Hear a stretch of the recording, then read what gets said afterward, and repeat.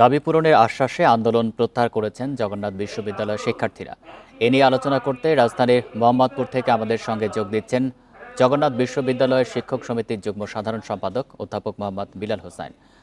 জনাব বিলাল হোসাইন, আপনাকে স্বাগত জানাচ্ছি ইন্ডিপেন্ডেন্ট সংবাদে।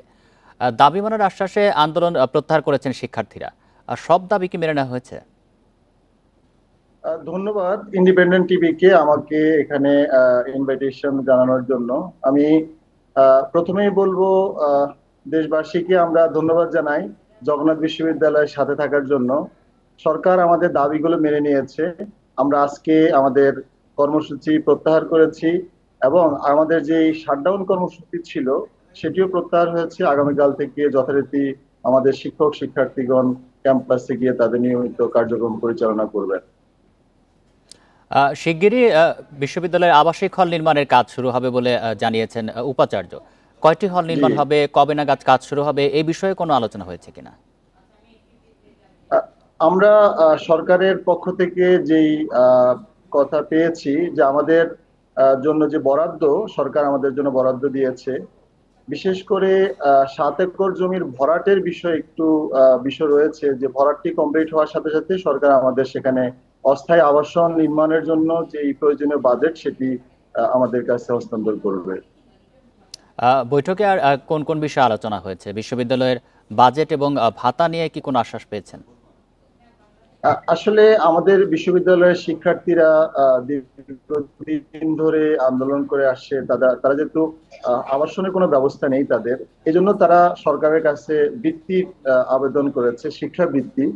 তো সরকার আমাদেরকে বলেছেন যে শিক্ষার্থীদের যে দাবি, শিক্ষাবৃত্তির দাবি, সেই শিক্ষাবৃত্তির দাবি সরকার মেনে নিয়েছে। কিন্তু একটি বিশ্ববিদ্যালয়ের শুরুতেই যে সমস্ত অবকাঠামো থাকা দরকার, আহ, সেটি তো আসলে প্রথমেই ব্যবস্থা করা দরকার। এতদিন পরে কেন আসলে আন্দোলন করতে হচ্ছে?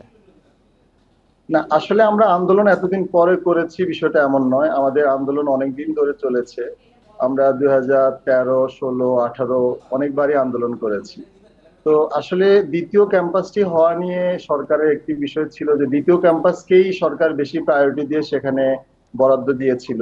কিন্তু দ্বিতীয় ক্যাম্পাসের কাজটাও নানা ধরনের অনিয়ম দুর্নীতির কারণে গত সরকারের সময় সেটি বাস্তবায়িত হয়নি।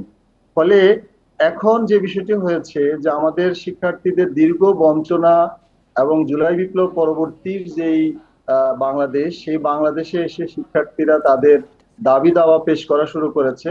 এবং যার কারণে আমরা দেখি সরকার আমাদের দাবিগুলোকে মেনে নিয়েছেন এবং আমরা সরকারকে এজন্য ধন্যবাদ জানাই শিক্ষার্থীদের পাশে থাকার জন্য। আপনি কি মনে করেন যে প্রয়োজনীয় অবকাঠামো নিশ্চিত করে এই বিশ্ববিদ্যালয়ের অনুমোদন দেওয়া উচিত? না, প্রয়োজনীয় অবকাঠামো যেহেতু বিশ্ববিদ্যালয়টি 2005 সালে হয়েছে, এখন সে প্রশ্ন তোলা আসলে ঠিক হবে না। 2005-এর পরে 20 বছর চলে গিয়েছে। তো গত 20 বছরে আমাদের কি ডেভেলপমেন্ট সেটি হচ্ছে দেখার ব্যাপার। তো আমাদের যে ক্যাম্পাসটি পুরানো ঢাকায় রয়েছে, এই ক্যাম্পাসে একটি মাত্র বিল্ডিং ছাড়া আমাদের সে ধরনের আর কোনো ডেভেলপমেন্ট হয় নাই। সো গত 20 বছরে আমরা জগন্নাথ বিশ্ববিদ্যালয়ে শিক্ষক শিক্ষার্থী কর্মকর্তা কর্মচারী সবাই বলা চলে বঞ্চিত হয়েছি। আমরা সেই বিষয়টা থেকে উত্তরণ চাই, এটাই ছিল আমাদের মূল বিষয়। জি, যেহেতু উদ্যোগ নেওয়া হচ্ছে, আশা করি সেই সমস্যার সমাধান হবে। আপনাকে অসংখ্য ধন্যবাদ দিচ্ছি আমাদেরকে এতক্ষণ সময় দেওয়ার জন্য।